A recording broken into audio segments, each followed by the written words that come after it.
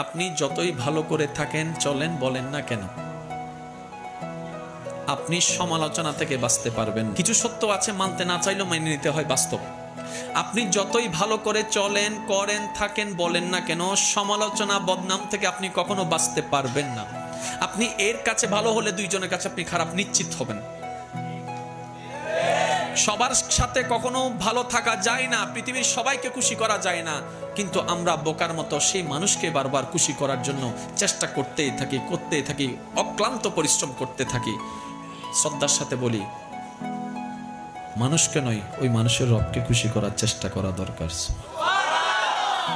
কারণ এই মানুষ কখনো আপনাকে আমাকে থ্যাংক ইউ না দিলেও ওই রবের রহমত আমাদেরকে ভরপুর করে দিবে। সুবহানাল্লাহ।